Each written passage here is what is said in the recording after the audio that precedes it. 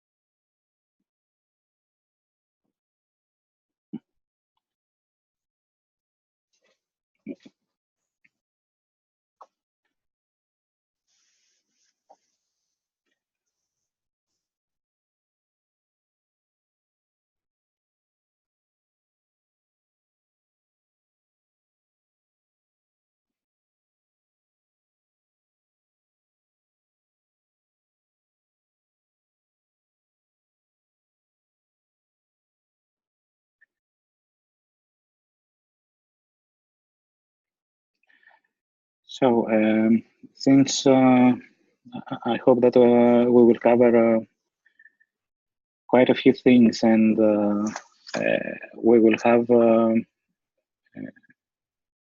periods where I'm doing, let's say, a bit repetitive work to define classes and so on. I propose that we don't have a separate question and answering section at the end, but just whoever has any question on what we will be doing, just comes up and ask it. Okay.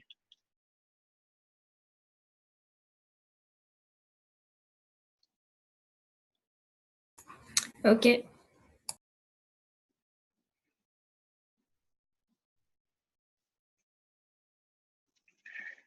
Eva, could you take some notes and gather up the questions? Yes, of course. And then we can maybe build a frequently asked questions document or something like that. Yes, of course. Yes. Great.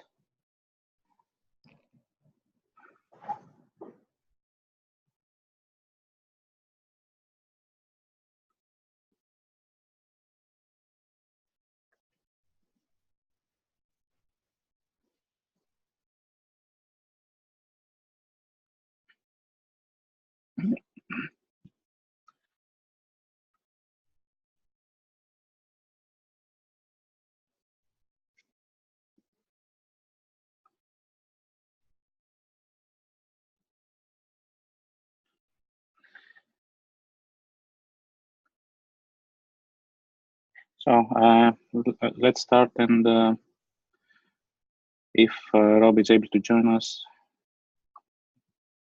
he will catch up.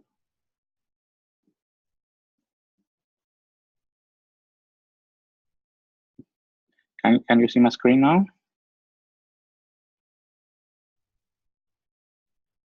Yes. It would be convenient if I don't have it have the presentation at full screen, because I will be playing with the tool. So if the size is okay like that, I would prefer it, to be honest. Is it okay though? Yes. Okay.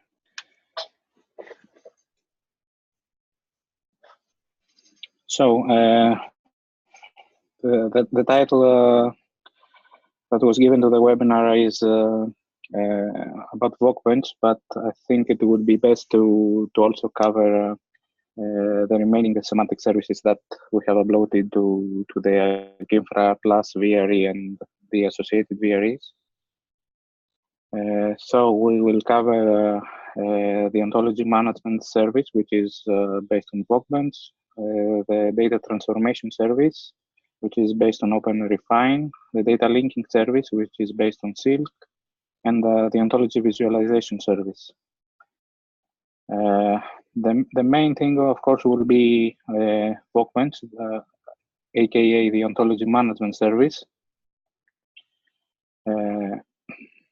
Let's have a few words to go through what Workbench is. It's a web-based framework where people can collaborate on building and manage ontologies and thesauri, essentially vocabularies. It supports multiple languages. It has functionality for versioning and history preservation of the ontology. And it also offers a validation functionality to go through the history and accept or reject changes in the ontology. Now, the ontology building process in Workbench is organized in projects. Essentially, each vocabulary or ontology is a project. The project is carried out by many users, possibly with different roles. And the view of the project that each user has depends on her role. To define a project, you need to inform an administrator of the platform. So in our case, this will be the submission of an issue in the activity tracker of the VRE, let's say. So the administrator, to define the project, needs a name, a base URI, which will be, let's say, the root of the ontology, and the namespace that will serve the definitions of the different elements of the ontology. And also what language, semantic language, I mean, the semantic resource will use. As I mentioned earlier, Workbench supports OWL ontologies and SCOS thesauri. These are semantic language standards that were created and are supported by W3C. It's the World Wide Web Consortium, an organization that is responsible for defining and sustaining semantic web standards and web standards in general. So since these actions are not done by the users, but the administrator, I have two screenshots here. This is the view of the administrator when she defines the project. As you can see, you must give a name, the base URI, the model and the lexicalization that the project will use. The model is the semantic language, and the lexicalization is essentially the standard vocabulary that you will use for labels, comments, and so on. Some other parameters which depend on the complexity and size of the project. Essentially, it defines where the data will be stored. If the project is large enough, maybe an external storage mechanism is needed, but these are technical issues that should be resolved by the administrator. Antonis? Yep. Do you prefer to receive the question during your talk or at the end? No, I prefer to receive it as soon as you have it. Leonardo said that at the beginning. Sorry. Okay, so my question here is related with what you said about the role of administrator, okay, of Workbench admins. Yeah. Are they somehow related with the roles that one can have into the VRE? Or not yet, and this is a good to have feature. I mean, how do I know who are the Workbench admins, and do you expect that a VRE user might become a Workbench admin? No, I don't expect the latter. The administrator account is unique. It means that you cannot define administrators of the platform through Workbench. So there is one account that normally does not change for an installation. Right now, for example, Panagis is an administrator of the installation that is visible at the VREs, and so he is the only one that can create the project. I have the connection information, so I can play with that, but in theory, there is just one account that administers the installation. The projects are managed by normal VRE users, which are defined as project managers for the project. This is an example. At the next slide is the user assignment for the specific project. It can be seen that I have every role. So I'm the project manager, I'm an ontologist, and so on. Okay, thanks.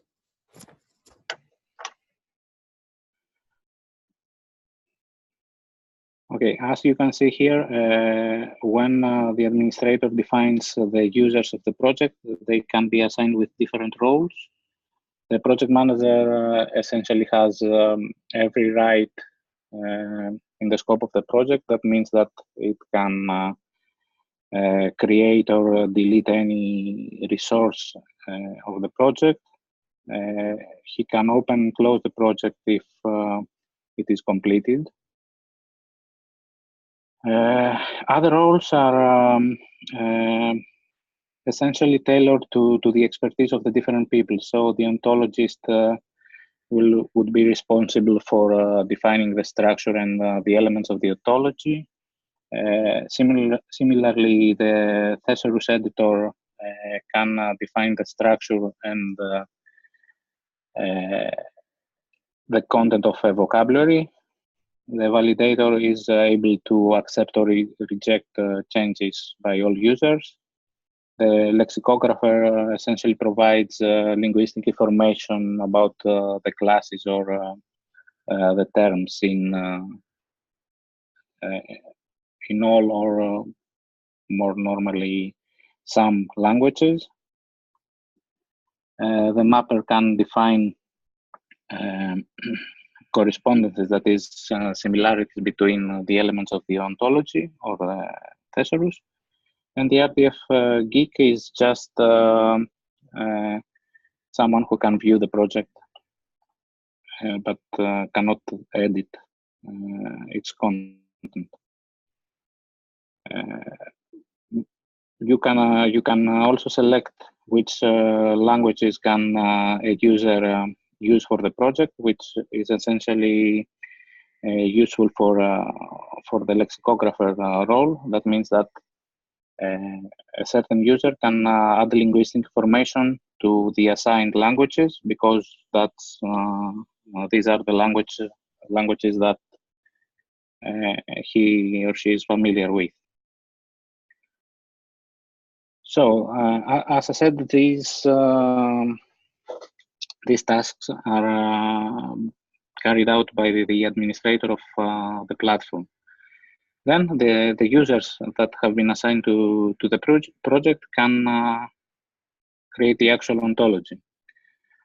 As I said, the different users have different responsibilities and access credentials to the project. So each one carries out the tasks that I described for every role. Now let's go to a working example.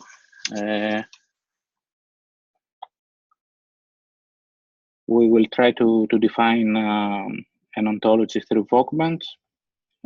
I will show you what we will create schematically. So the example is about an ontology that tries to model EU projects. Of course, it's not complete, but it has enough complexity to see a few things in the platform. So the rectangles represent classes, and the arrows between classes represent properties that connect the different classes. Also, the organization class has 3 subclasses that are denoted by the is a property, and the private company class has also a subclass itself, the SME. So what we will do is define all the classes, define all the properties, and see what we can do afterwards with the ontology using the remaining semantic services.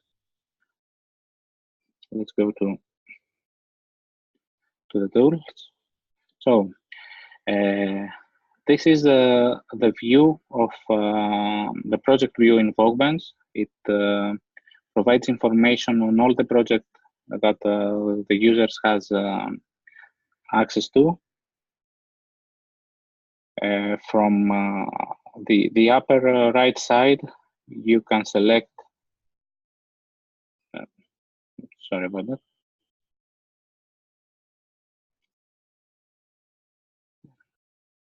Probably the session just expired. You can select the project that you want to work with. The contents of the project are under the data tab, which has 2 inner tabs, a class and a property one. Of course, the first one is used to define and go through the classes defined by the ontology, and the second one is to define and see the properties. As you can see, there are already some properties here, which are defined by the ontologies and vocabularies that we said we will use during the definition of the project. These are all RDF, RDFS, or OWL properties. That means they are already defined by the language that we will use. Okay. So let's start defining our own classes. In our ontologies, the upper class is always the thing class. Every other class is a subclass of thing. So what we will do is to define our first class, which will be, let's say, project, as a subclass of thing.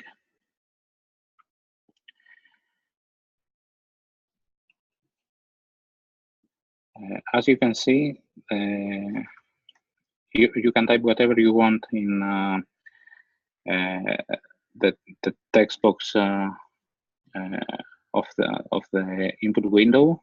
The first part, which I will highlight now, is the base URI that is defined earlier, and as I said, should be submitted to the administrator.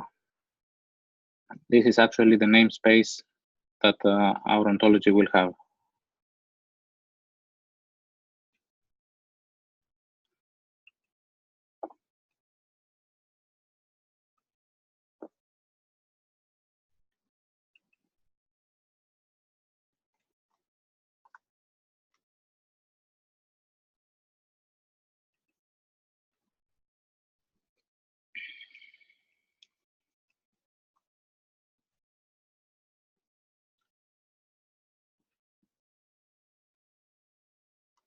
If you have any question, please go on. This is, you know, the repetitive part that I said we will go through.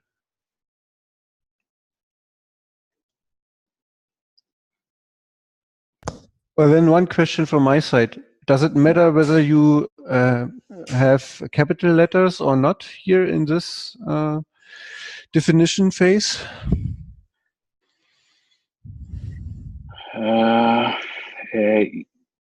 Yes, it does. You mean that if the organization without capitalization is the same thing as organization with all lowercase? Yes. It doesn't normally matter. You have to think this as something that will eventually have a web page. So it's a URI where capitalization doesn't actually matter. There are though conventions to make it to make an ontology easier to read. So normally classes are using camel case. As a camel case is that every word is capitalized, like in a work package, which is 2 words. I have capitalized the W and the P. And similarly, the convention is that properties are lowercase and use an underscore for more than 1 word. But that's a convention, okay? Okay, and how about spaces and other special characters? Are they allowed or not? No, they should be URI escape. That is just like the URLs that you use in your browser. The space is the percent symbol and 20 or something. They should be URI safe. That's why we omit it and capitalize all words or put an underscore between them and so on. Okay. So we defined all the upper classes of our ontology. What is missing is to define the subclasses of organization.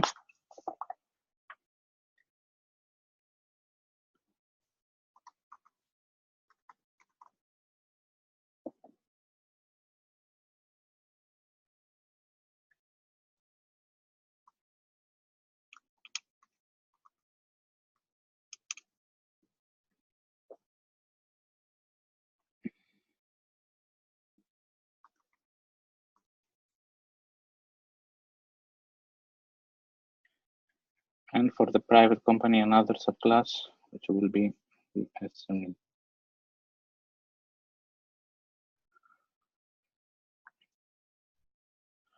Okay, so if I'm not mistaken, I have defined all the classes of the example, and we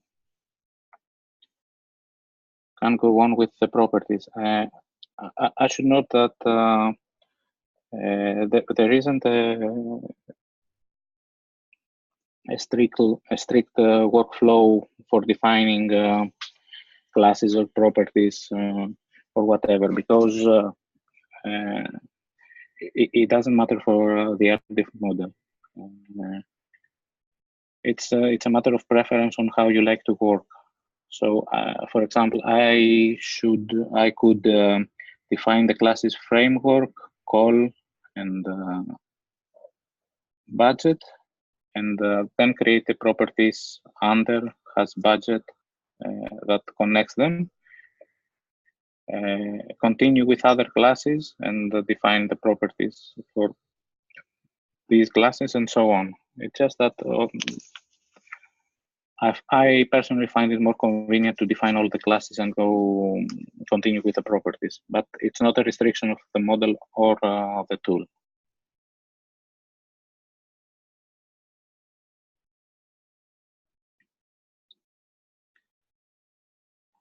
Now, when I'm trying to define a property, I have some options offered by the language the semantic language that we use. The RDF property is a bit generic, while OWL, which is a more complex and fine-grained language, as you see, defines different types of properties. The types of properties that are mostly used are object property and data type property. These two mean the object property means that this property connects individuals of two classes. That is like the classes that we can see in the diagram. So if we want to connect a project with a call, we have the property under, which is an object property because it connects two objects. In contrast, the data type property connects an individual that is an instance of a class with a value, which can have a type, a predefined type, like a string, an integer, and so on. So let's define an object property. In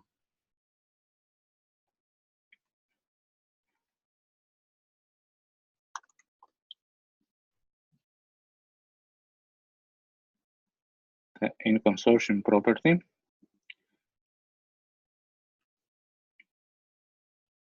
Again, I can go on and define all the properties, or I can manipulate each one and then move on to the next. Let's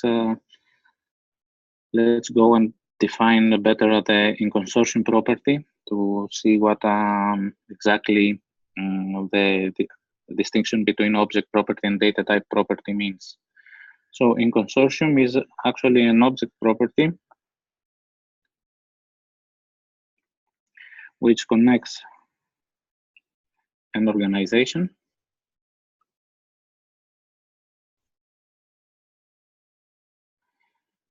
This is the domain of the property, and the range is where the property goes to, which is a project.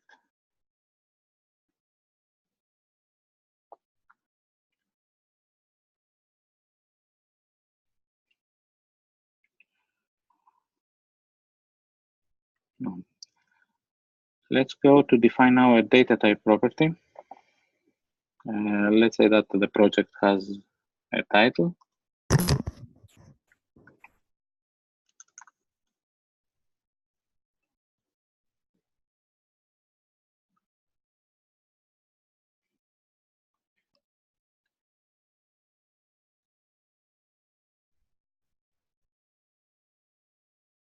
So the domain of the property will be again the project class, and the range comes from these predefined types.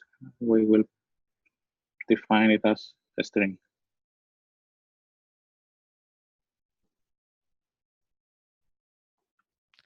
Sorry to Yeah. interrupt you.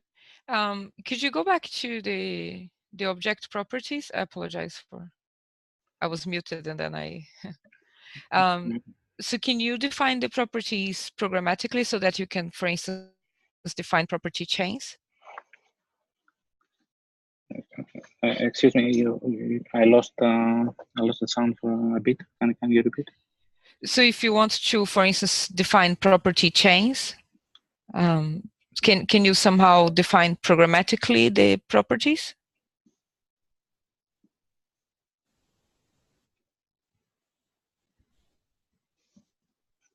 In which way do you mean? So if you want to declare relationships between properties, for instance, property chains, to say, I don't, maybe I should, like you have in Protege, maybe I should open Protege and if you want to programmatically define, because you have their point and click domain and range, and if you want to define some things programmatically, if you can do that. You mean through an expression or something? Yes. Yeah. Yes. Let's define the has budget.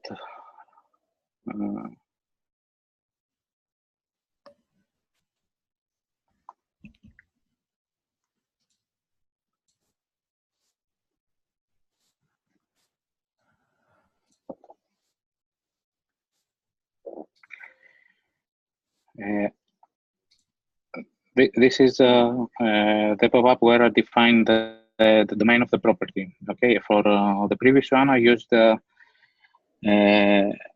this selection, which says that I can use an existing resource. If I choose the other option, the Manchester expression,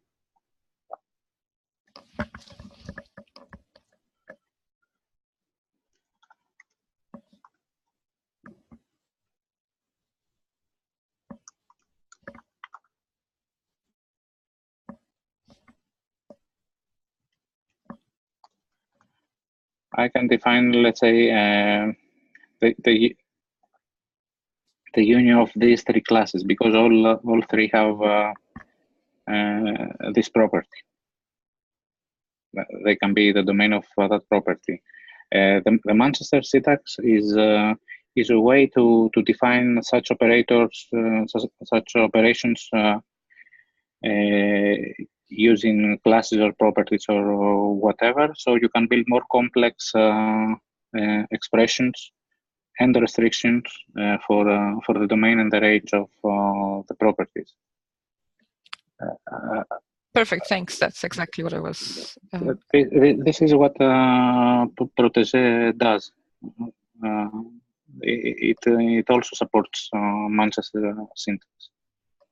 Okay, and of course there are many operators, not just or. You can build quite complex expressions. Yes, thank you. Okay. And the range is okay, just budget.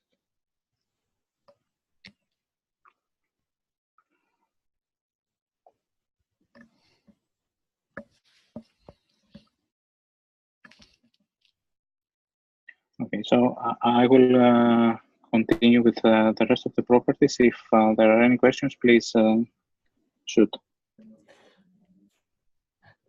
Antonis, Yeah. my question in the reality, I should have posed it before, because it is more related with not to entering into the production of an ontology, but to contribute to a project. I mean, I am a member and I'm willing to contribute to an ontology, but right now I don't know what are the projects that have been created and whether there is any option for me to contact the ontology manager and say, hey guys, I'm willing to contribute to your project. There is no, is it correct to say that there is no support right now on discovering what are the available projects and ask for being a member? Yes, it's correct, and I think that it is a matter of establishing a policy. As I said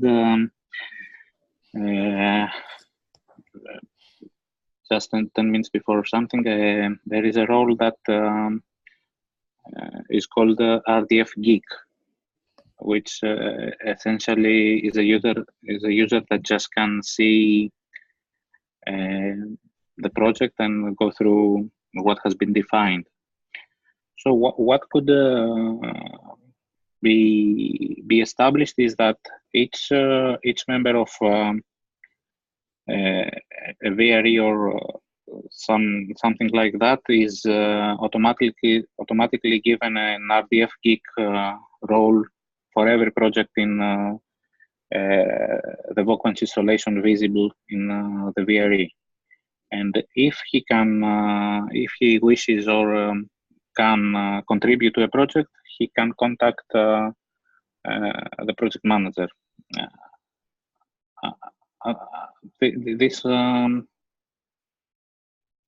must be done, in the broader VRE scope, because Vocbench just is what users have been assigned to the project. It cannot know who else is interested. Did I answer the question? Yes, that's clear. Yes.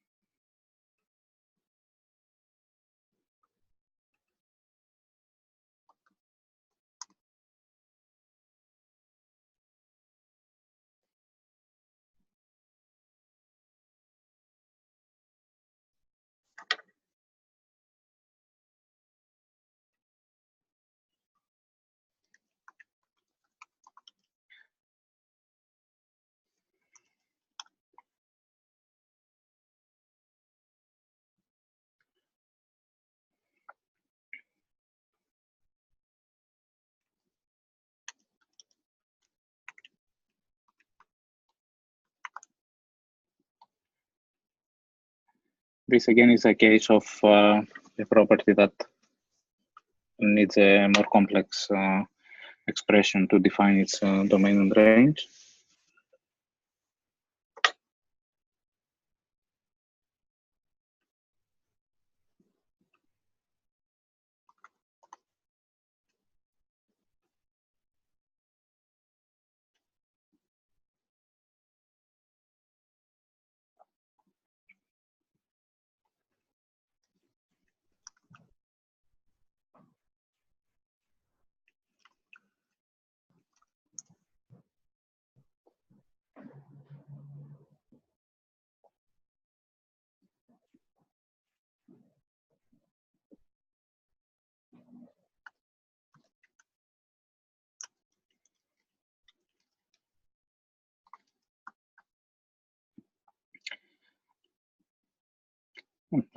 Right now, it hit me. Does everybody understand why I put this symbol before the names?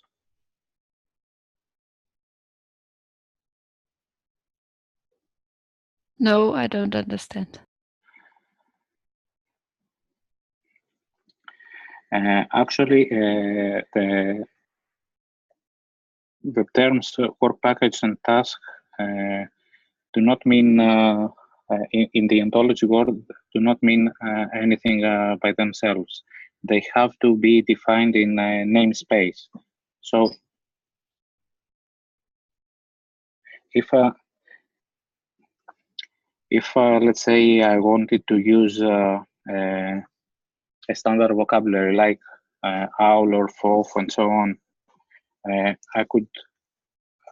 should put this before the symbol. So this is the name of a class, not just task itself. Now, because this class is defined in our namespace, the default namespace, I don't need to write it. I just need to put the symbol before it. So this means that this class is the work package, the class name work package in our namespace.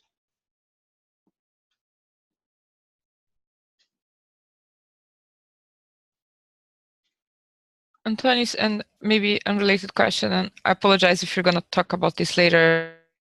Please feel free to talk about it later. But if you had already started your ontology somewhere else, would you be able to just import it into this tool and then continue working there? Yes, you could. Actually, we will have an example a bit later. So yeah, but yes, you can do that.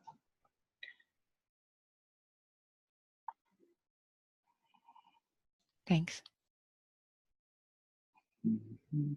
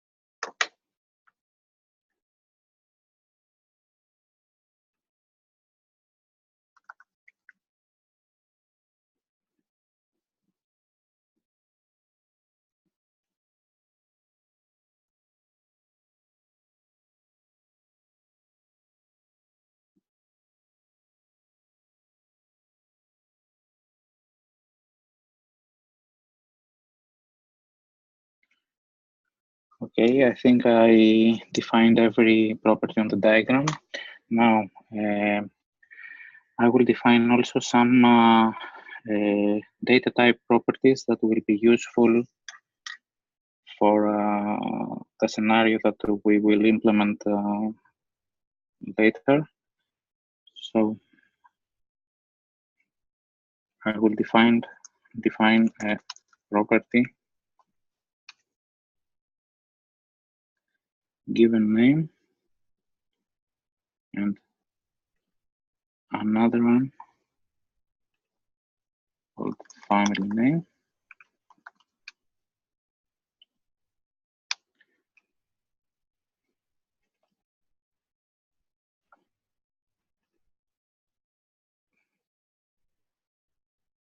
Their domain will be person and they will be strings.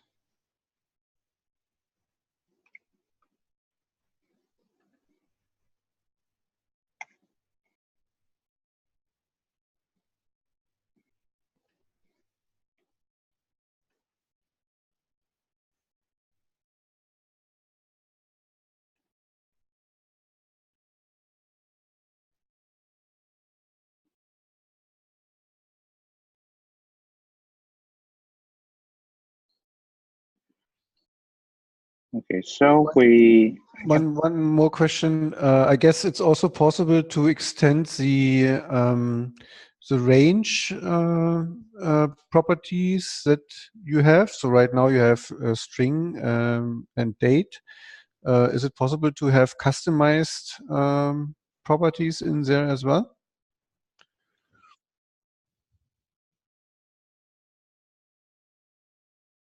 Yes, yes. You just have to import the appropriate vocabulary or ontology. Okay, so XSD is has been imported by you before, so that's available right now. It has been imported because of the definition of the project. This is a project that we are working on right now. So I say that the model is OWL and the lexicalization model is RDFS. The imports, at least these basic imports, are handled at this stage because I defined the model as OWL. All vocabularies defined by OWL are imported, and all the vocabularies defined or imported by RDFS are also available in the project. So XSD is the standard types defined by XML schema. So everything is imported and available already. Okay, thanks.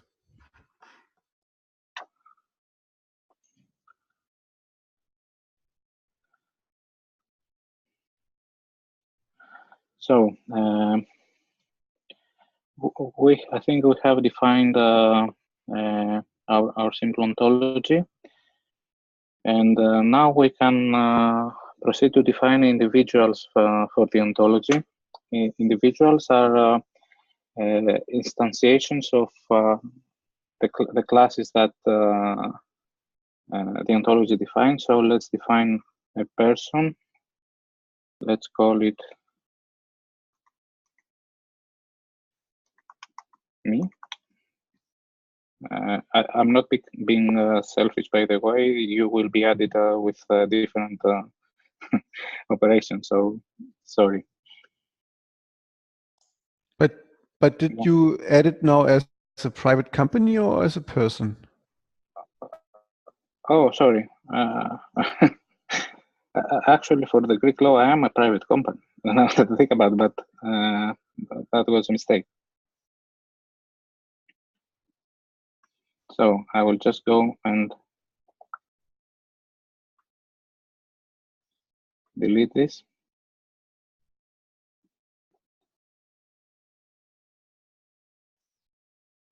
And I will define me as a person. Okay.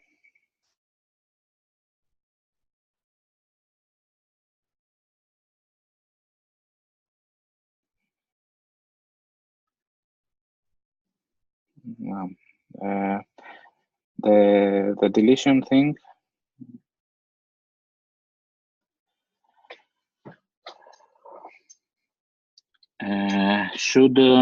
is something that should be accepted or rejected by validator. So it was actually a good chance to see the validation view. These are all the changes that I have made in the past half hour or so. All the creations of the properties and the definitions of the domains and ranges and so on. So I will accept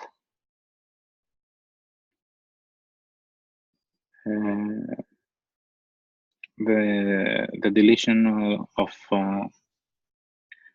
the private company type for me. And the next time I open the project, it will be removed. So I have defined an instance of a person. Let's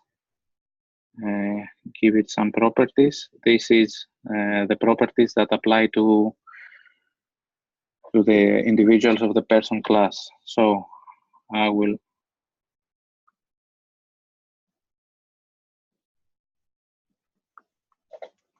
define my given name.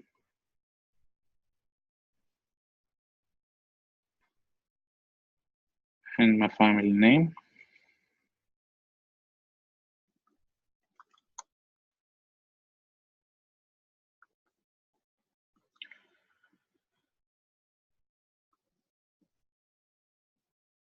And so we have an individual of the person class, and we have asserted two properties, the given name and the family name, within Vocmens. Now, normally ontologies are relatively small in comparison with the actual data. So while in most cases it is feasible to define the ontology like we did right now, the definition of the individuals could be something at a vastly different scale. So what we will do now is to try to add to the ontology using a more automatic mechanism from tabular data. So I have prepared some Excel files.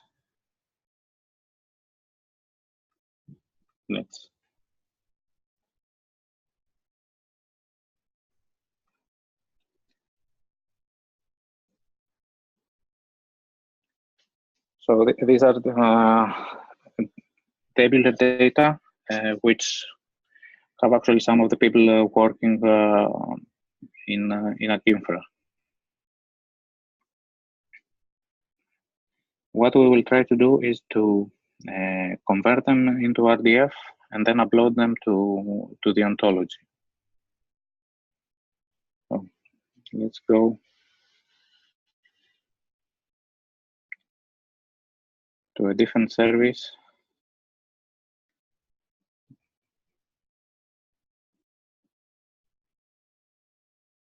Which is the data transformation service based on OpenRefine.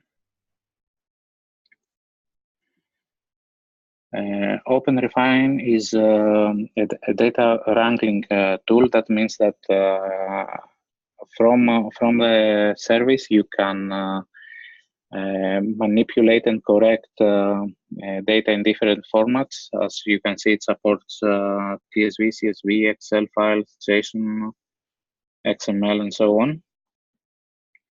And moreover, in our installation, the tool has been extended with an RDF exporter, where you define the rules for transforming the tabular data into RDF and then retrieving an RDF file.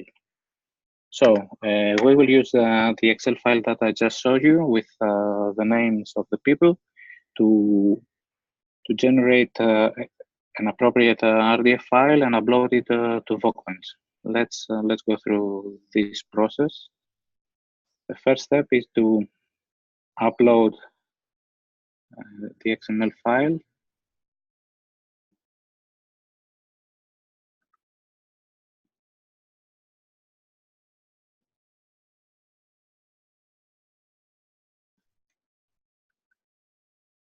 We give a name to the project, which is okay for now.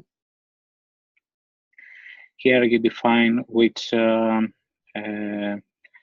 sheets from the Excel file you wish to keep. Right now we have only one.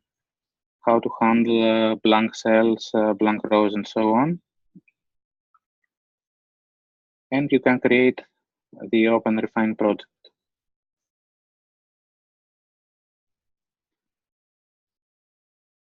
So this is the environment where you can make corrections or transformations and so on. But what we are interested in now is to transform this to RDF. This is done by defining an RDF skeleton, as is the terminology.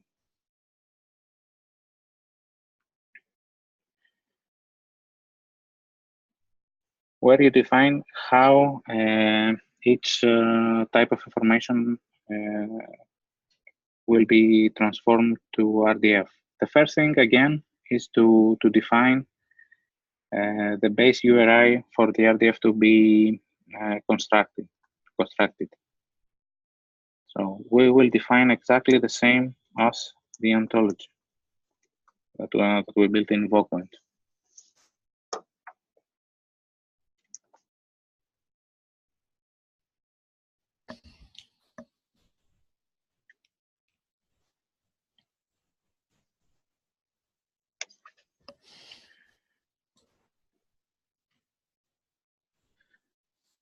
So now we will define in RDF terms,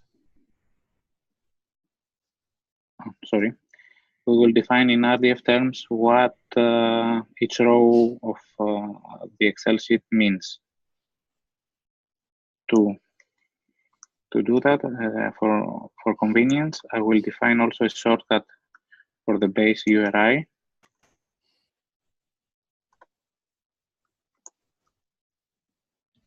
This is what happens with all ontologies. You define a shortcut for a URI, and then you can use it when you construct your ontology. So in the OWL and XSD prefixes that Matthias has observed, this is what actually happens. The XSD points to a URI where these types are defined.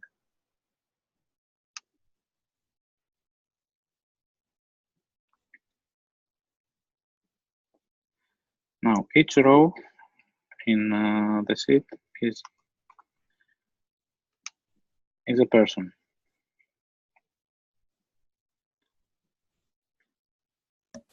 From here, we can define how we will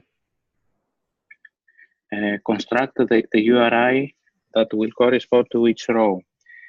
Now, as you may remember, we have a column with the surname of the person, a column with a given name, and to follow the convention that I use for defining myself, we will need to have a URI which is the base URI, and then let's say Panagiotis Zervas as one word. So this is actually a value that will be constructed from two columns.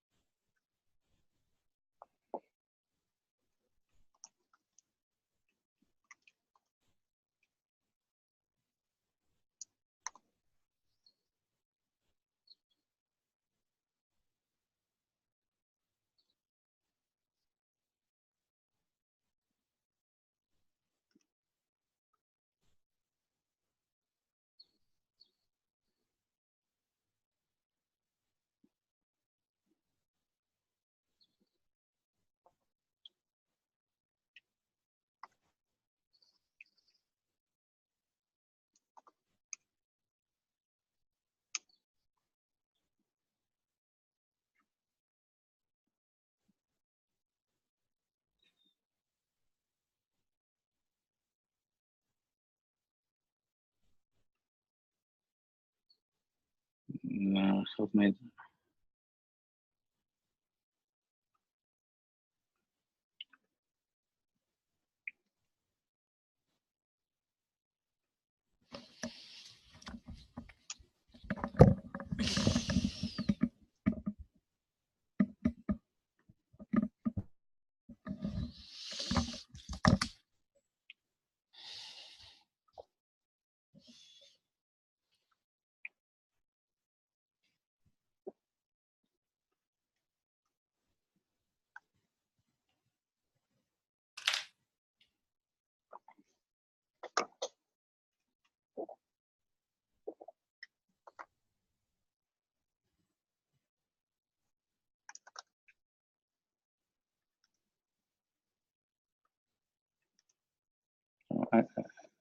I think that I have noted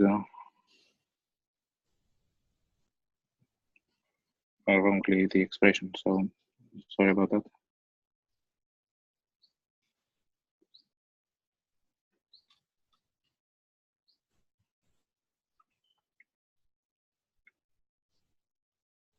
No, this is interesting. Leonardo, it seems that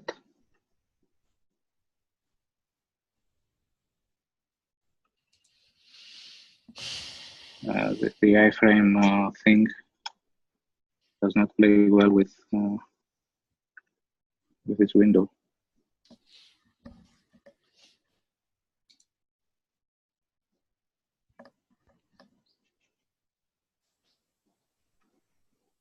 So, sorry.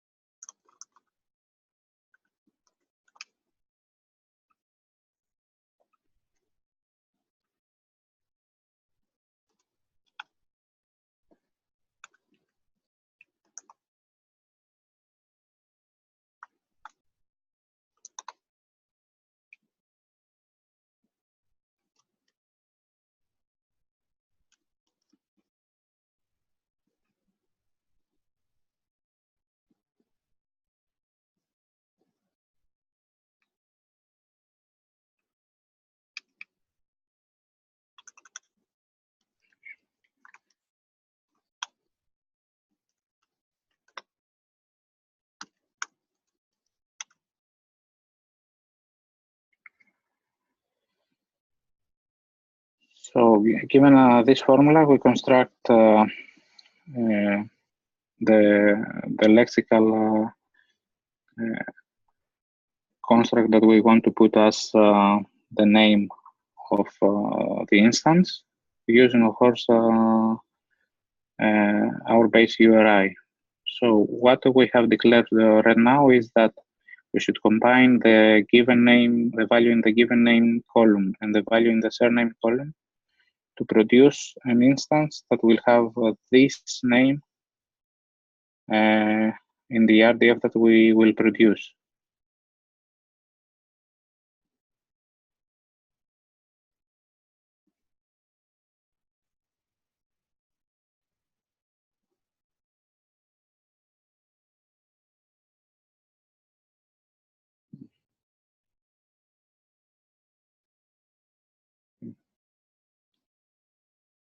Mm.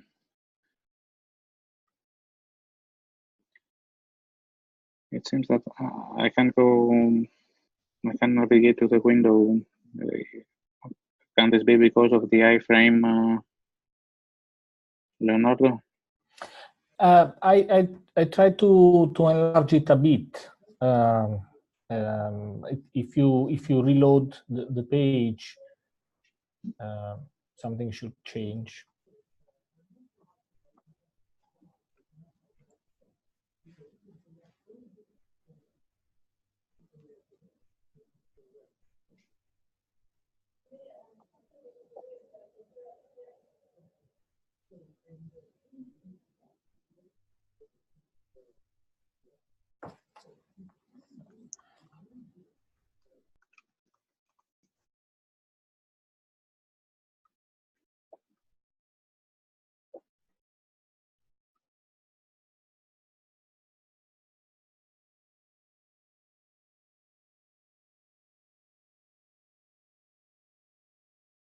Okay, now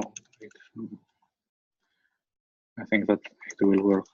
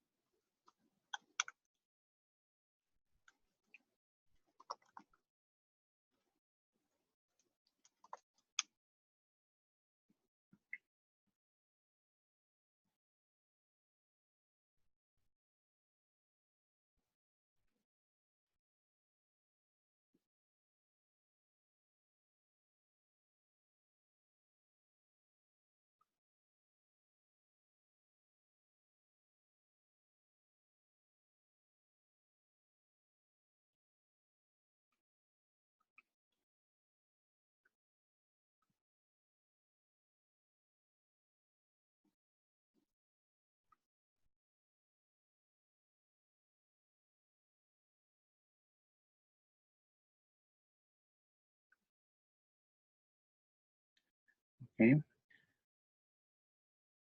Now we have we will use the combination of the two columns to define the URI for each person, and now we can add properties to each person. So we will use the given name column as the value to our given name property that we have defined in the ontology.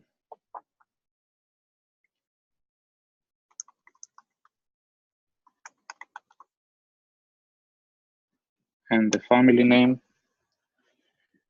property will be filled in by the surname column in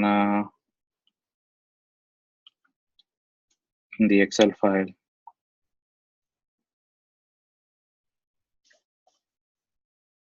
So we have defined the rules to transform our Excel to RDF. And now we can export our information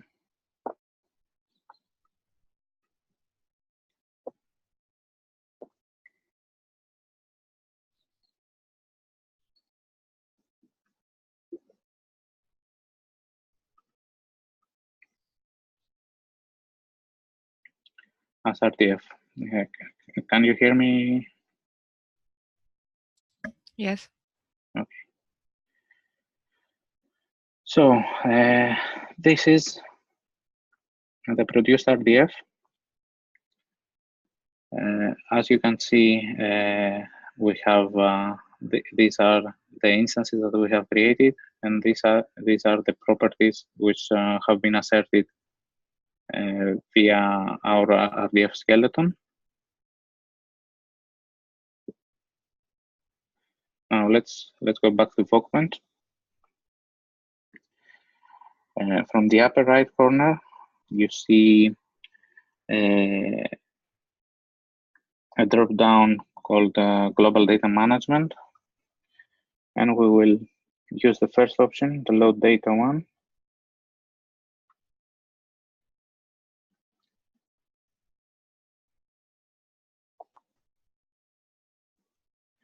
We select the file that we have produced. Vocment automatically finds that the format that we used is Turtle. It could be also RDF XML or whatever formalization you want, you prefer.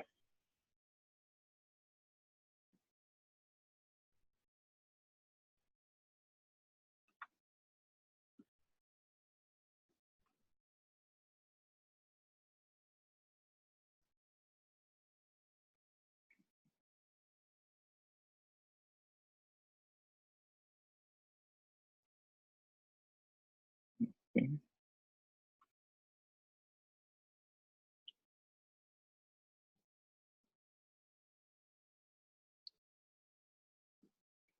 So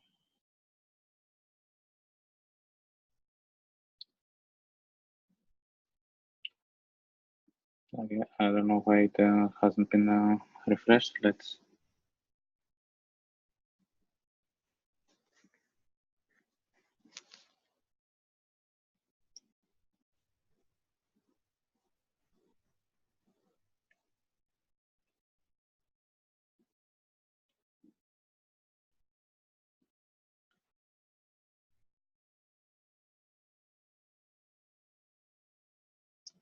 Okay.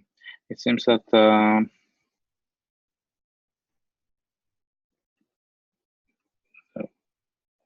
we somehow need to increase the session duration for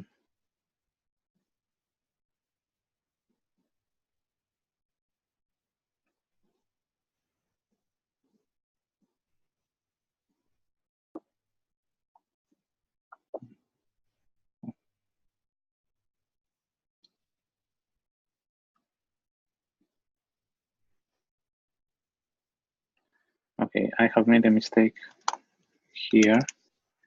I didn't have the same base URI, so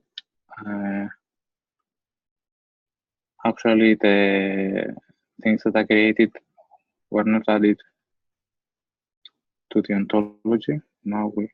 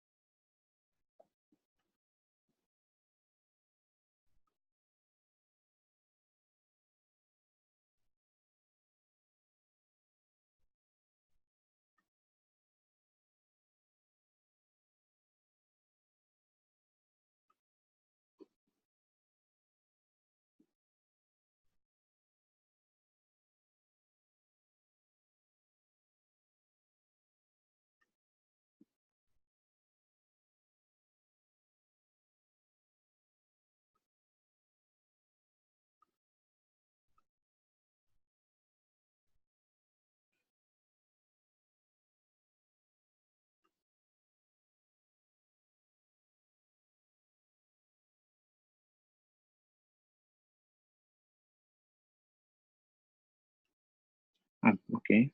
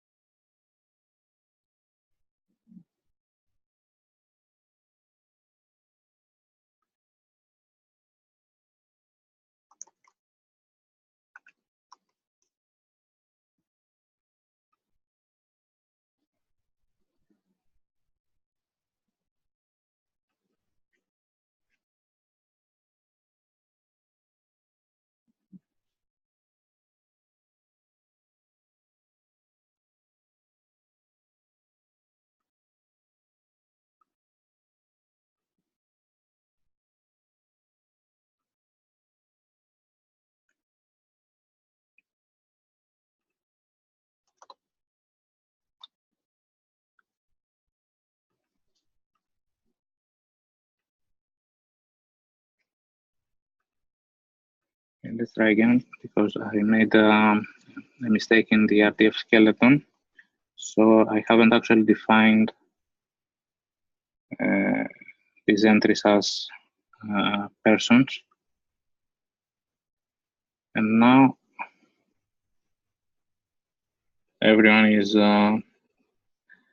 defined as an instance of the person class. Let's see, Matthias is present, and the values on the properties are also transferred from the tabular data.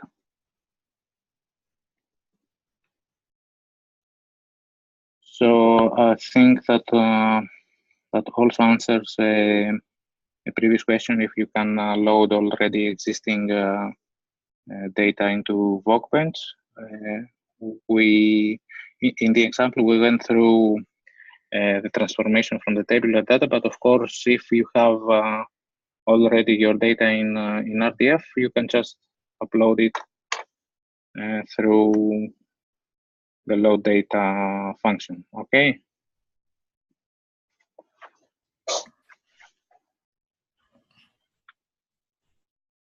So, are there any questions with this? It got a bit confusing because I made a mistake in the definition. So if you need anything to be repeated. May I ask one question just to understand what is feasible in the near future to implement?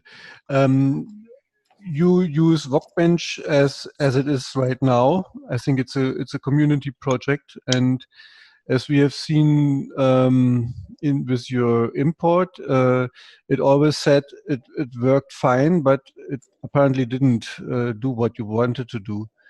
So is it possible to improve the error messages that you get from the system, or is this beyond our scope in the ARINFA project? The problem is that the mistake I made isn't something that that was actually wrong from the point of view of the ontology. Because I did not define these things as persons, the tool didn't know where to put these instances. Let me open. Yeah, but it still said the import was successful. You know, that's confusing. I agree. It was successful, but you can't view it because it's not part of the ontology, because I had not defined it as instances of something in the ontology. So the import was successful, just that you can see it as part of the ontology. So it's not a matter of scope of AGINFRA. It's just that. This is Leonardo. I mean that here we are facing with the fact that in the reality these tools are let's say existing tools, and they have been integrated among each other at a very superficial level. I mean, from the VRE point of view, you have a unifying way to access them, so you have not bother about where these tools are and so on and so forth. However, it is quite challenging, you know, to make this tool to really interoperate each other, because in order to do that, you have to modify the tools, and these tools are not under our direct control. So I understand the comment coming from Matthias, and it is almost evident that you know, all this activity is very likely is error prone. I mean, there is a human user that has to enter some information, and you know, mistake can be there, and the tool that we are going to use do not necessarily offer a rich documentation, a rich and detailed documentation.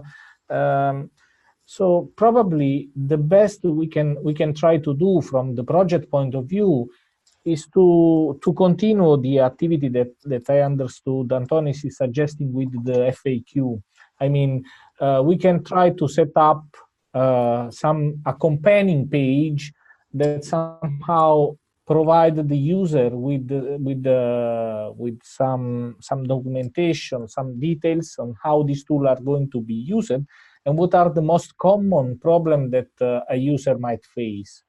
But changing the tools per se is problematic, according to my understanding.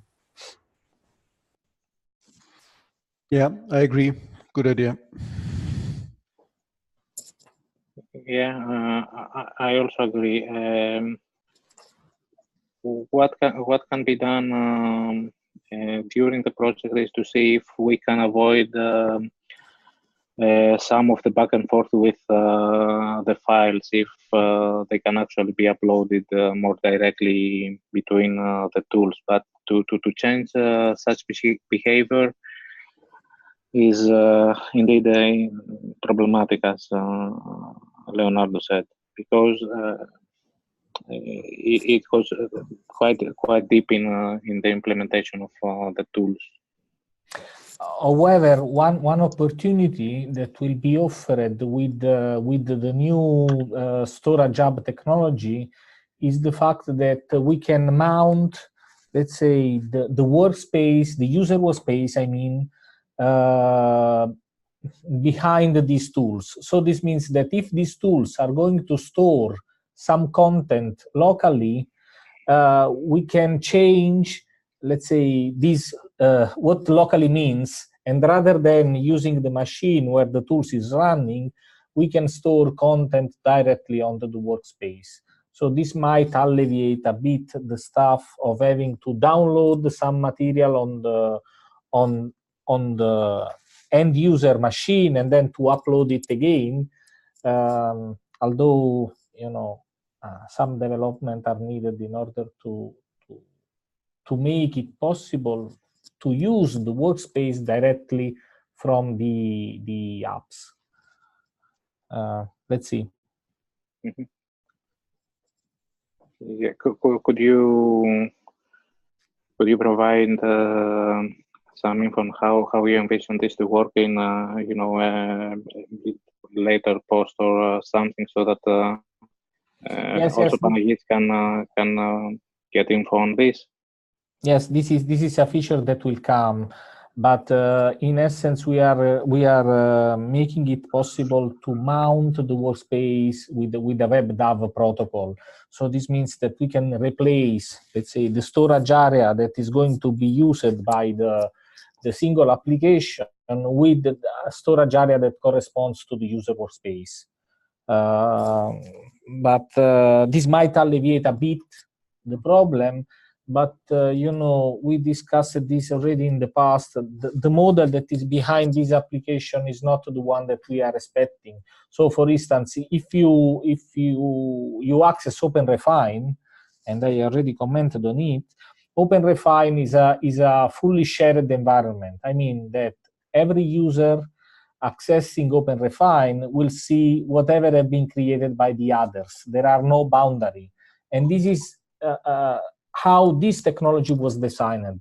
So there is nothing that we can do in order to change this behavior. Yeah. So we have to discuss case by case. I'm only highlighting the fact that there is this opportunity of mounting the workspace, but you recognize pretty soon that in the case of OpenRefine, we risk to, if we go in mounting the workspace, we risk to do a sort of mess because of what I said. Everyone see whatever is within there, so we should be careful. Yeah.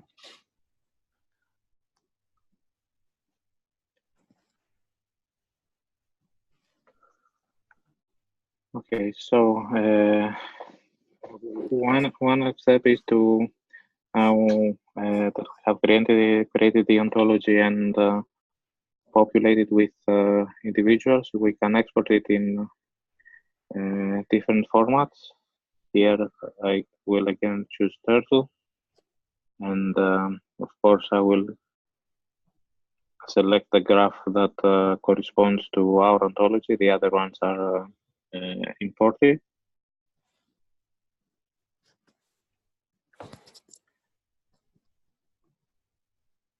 And I will download the ontology.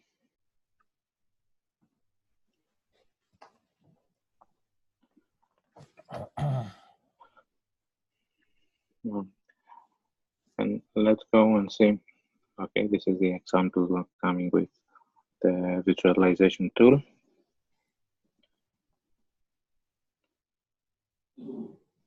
I will select our ontology.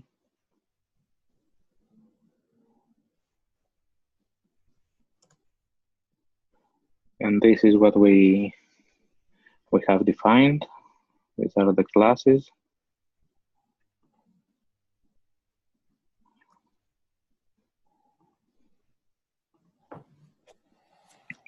Let's see that there's something that has also the instances here.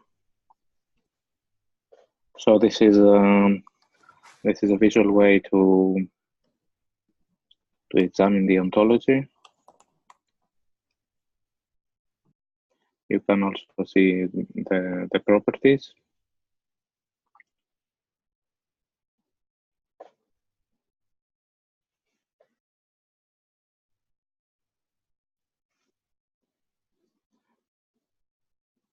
So, are there any more questions, more problematic points that we should take into account? Did you find anything too difficult or too confusing?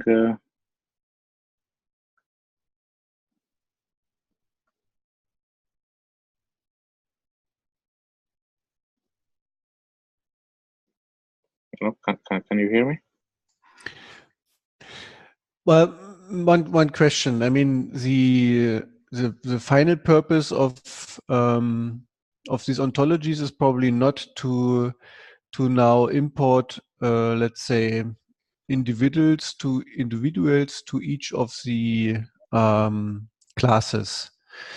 I guess one of the scenarios where how you use ontologies is, let's say, for finding content in text documents, so that you can that you're able to tag, for example, automatically content in large text documents. Is this now already possible with ontology that you generated, or is there anything else needed besides the data mining frameworks that uses the ontology?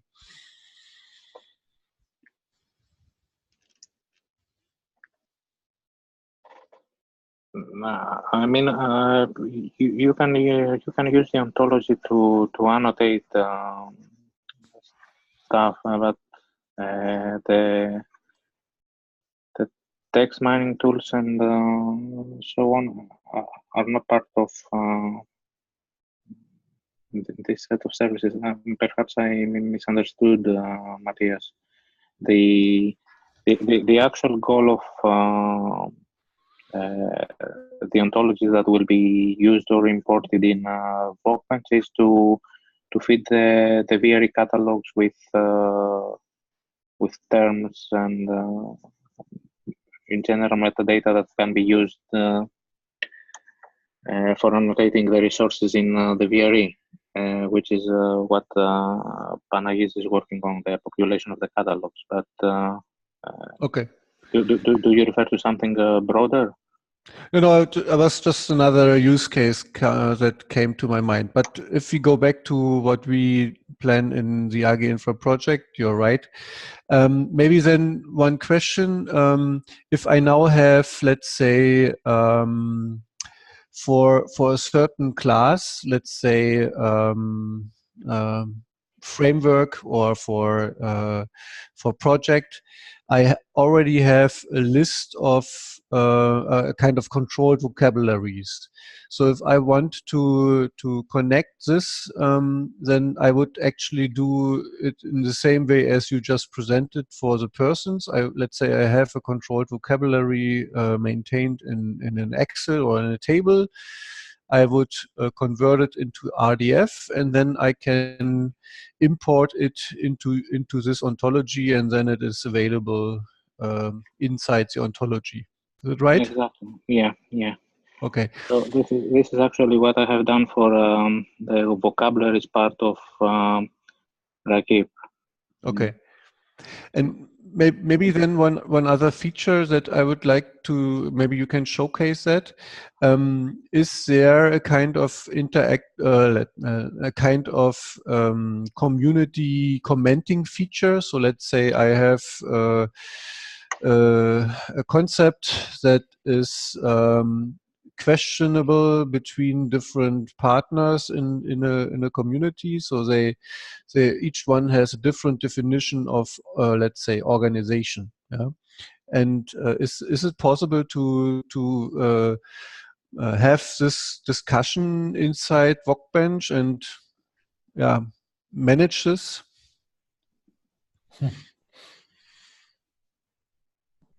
May I take this question? Yeah. Because probably the right place to have a discussion should not be Workbench per se, because as far as I can see, there is no place for discussion and cooperation therein, but probably we can take the URL of the concept and make use of the virtual research environment facility for having discussion, that is, the social networking area. So you can take these and benefit from, create a post and then ask the person to work on it. And you are having a discussion there. Actually, this is this is how the creators of Workbench envisioned collaboration, and I think that at least until some point it had support for Jira for communicating on issues on the project. But yeah, this is you know, the design of the whole workflow, that you have a collaboration system which can link to specific entities and concepts in the Workbench project. So if I get it right, there is not this feature inside of Workbench. So there's not a commenting tab where people can simply leave a message, and whenever someone looks at it, it pops up. No, I don't think so. Okay. It could be something, you know, ad hoc to have a property for commenting and so on. I mean, an RDF property that you will use, but you know, it's not in the nature of the thing. Okay. Thanks.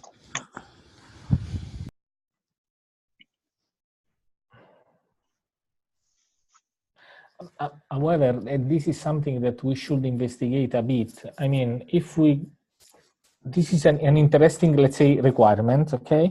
But this somehow implies that what corresponds to the URI is made, that is going to be discussed. So we are going to discuss the concept of organization, okay?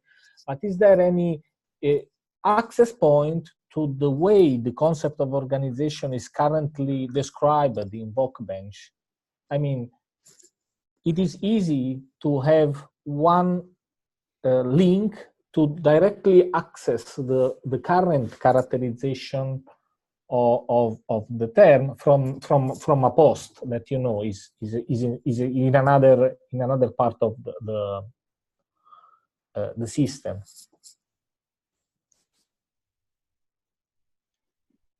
To refer, yeah.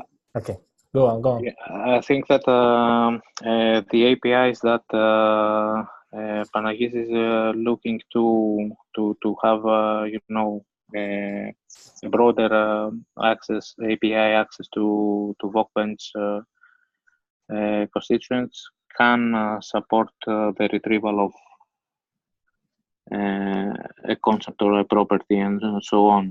I'm not sure, but from what I have seen, this can be done. So this is the link that will lead to the concept within Workbench. Yeah. Did I understand what you were asking? Yes. In essence, we need a programmatic way to access part of the Workbench, and yes, you are right. There is an activity aiming at offering an API for accessing it.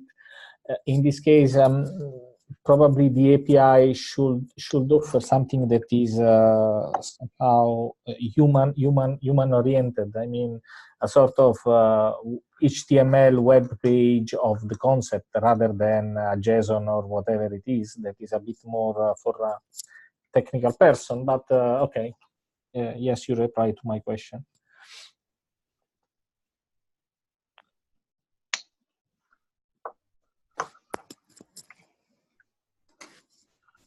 Okay, so is there any other functionality that you were thinking of and we haven't showcased it or something? Well, I just have a question about users' rights. Yep. So if I want to create a new ontology, so I create a new project, I have to be administrator, right? Yes. Okay. And how do you choose? I mean, you're the one who chooses who is the administrator? No, you don't. As said at the beginning, there is just one administrator. So you actually put up a request to create a project with this name and this base URI, and the administrator will create the project and declare you as the project manager. And from then on, you can do whatever you want in the project.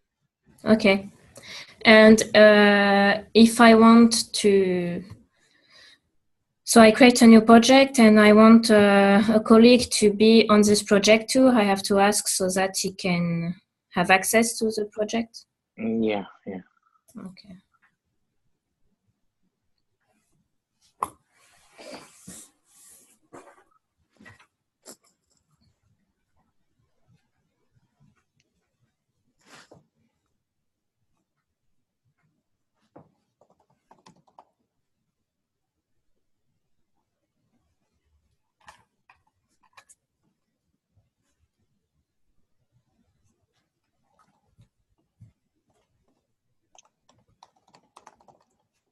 Maybe if there's enough time, you can highlight or briefly explain the other services that you offer under the semantics service tab in the VRE.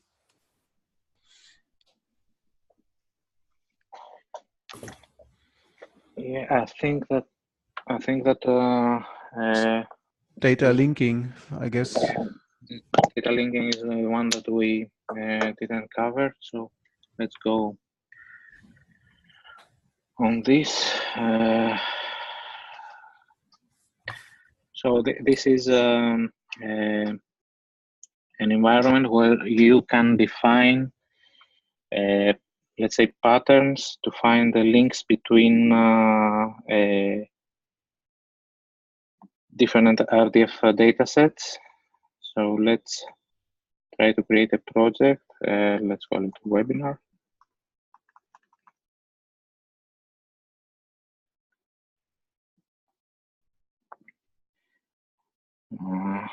We will add, as always,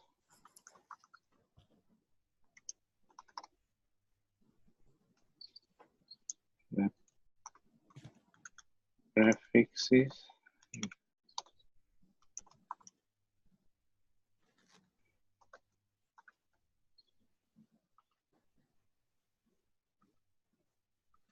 And I will add another one.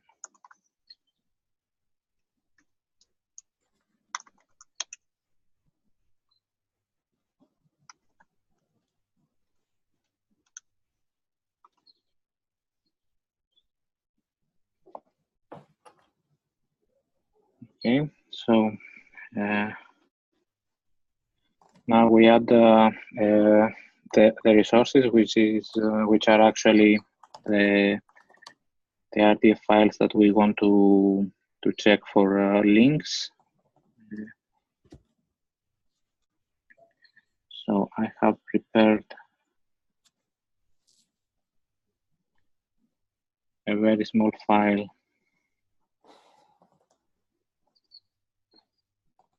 with the names of some people in Agronome. I will show you the file at a moment.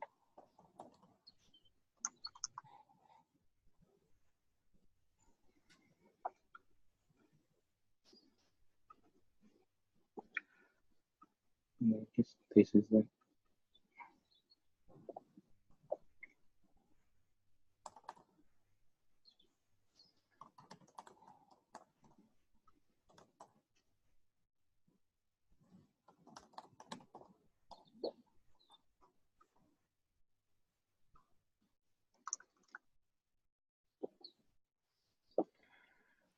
now I add the files as data sets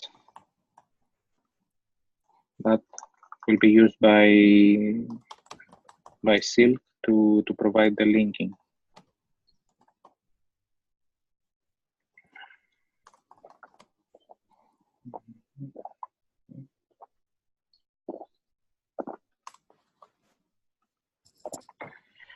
Now to carry out the linking, I will create a linking task. Let's call it names because we will find matching the names. from the two data sets that we have built. And here is the linking task that we will define.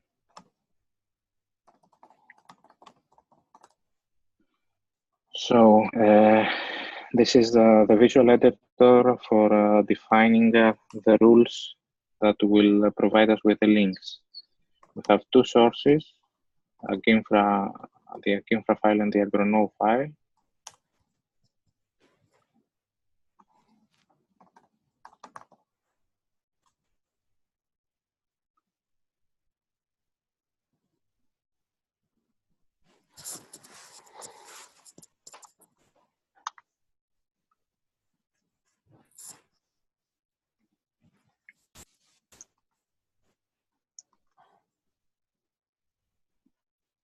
Now let's go look at the files. This is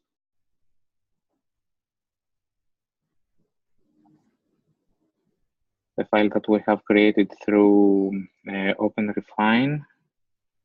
So in here, we will use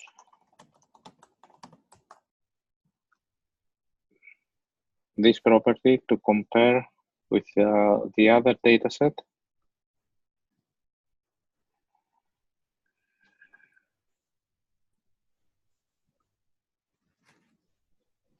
Which uses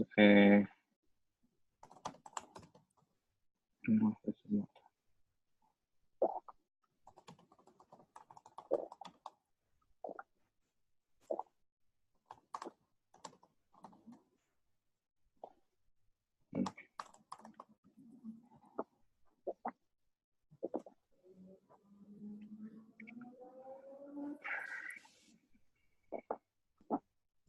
Just a moment, because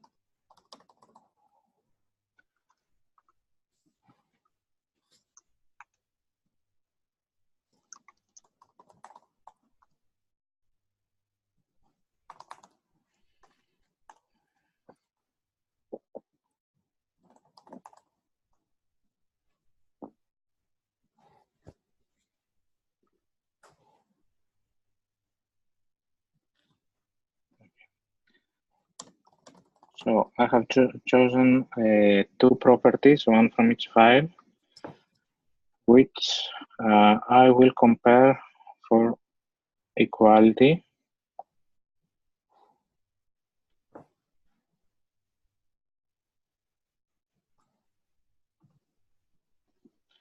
In order to produce the links. So what this diagram is actually saying is that you take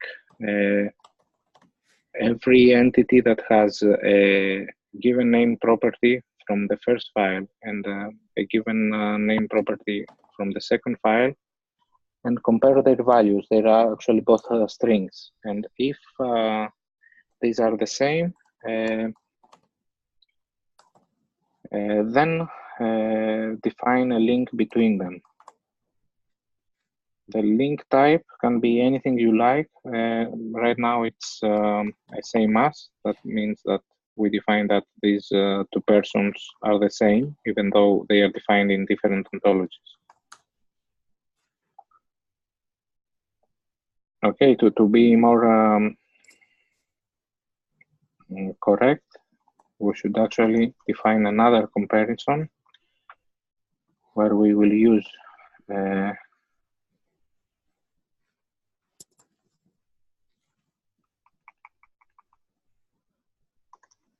to other properties from the first file. We will use this. From the second, let me see how it is lexicalized. This. Let's again check with the comparator. As you can see, you can use different comparison methods. So we have actually now two comparisons. The first one compares the first name of two persons, and the other one compares their family name. And we must combine them to actually decide if these two persons are actually the same one. So this is a flow to check and generate the links.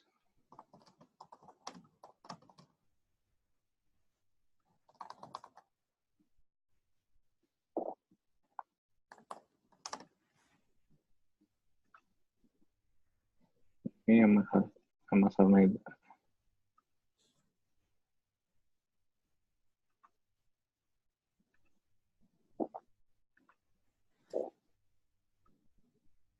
Okay.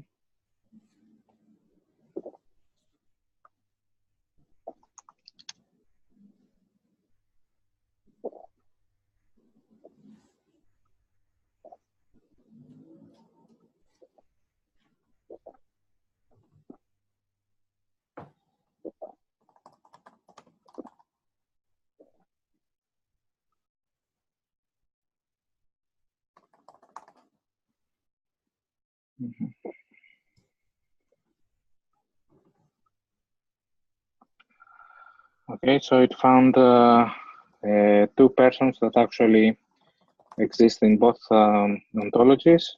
In the first one, it's called Pythagoras Karabiperis. In the other one, it's called PYTHK. And the same from Panagiotis. In the first one, it's called Panagiotis Zervas. In the second one, it's called P Zervas, along with their namespaces, of course. So using the visual editor, we select the properties that we want to compare. We select the way to compare them and the way to combine the partial similarities in order to decide if two entities are the same or whatever relations we want to create between them.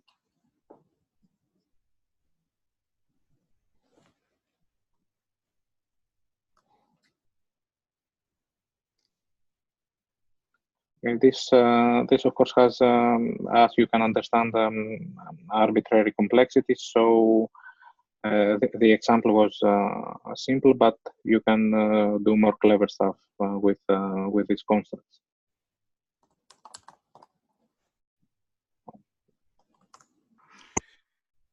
One question to that. I mean, if I get it right, this is now operating on the instances in each of the different files. Can you use this tool also to, let's say, map different ontologies, or to bring together different ontologies? Or would you use other tools for that?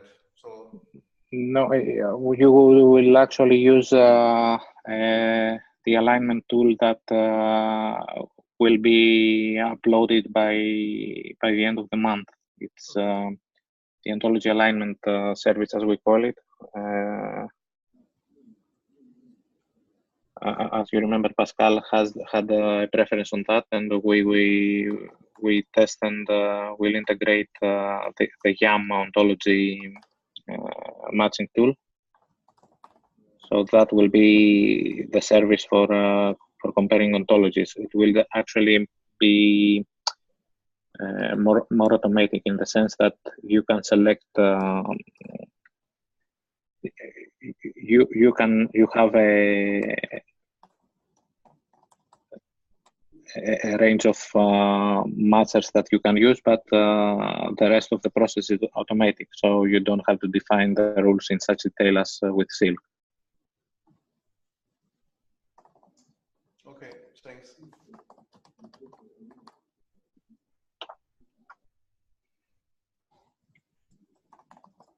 So if there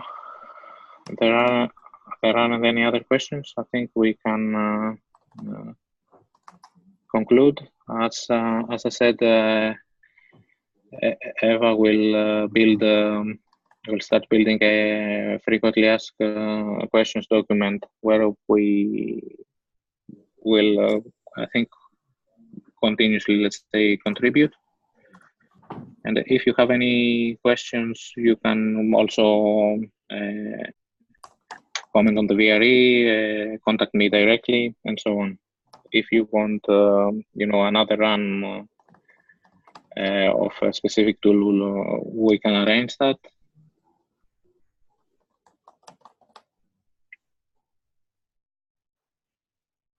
So, any other comments?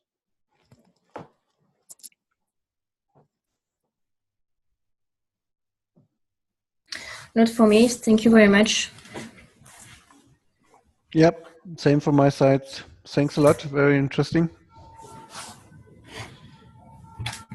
Thank you for attending. And if something seemed a bit too difficult or too complex, please let me know, because actually the difficult part is I don't think that Workbench has something too difficult to manage. In OpenRefine, you have to get familiar with the notation that you saw that I also made a mistake initially. But there is a learning curve for everything. I don't think it's something too overly complex, but it always depends on the use case. So for the example, I think we covered most of the functionality, but more complex things will come up. If you want help with any of that, we will go through them together.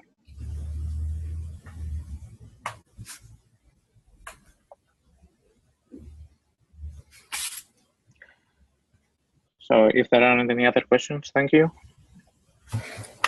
Thank you very much. Thank Thanks. you. Bye. Bye-bye. Bye. Bye. Bye.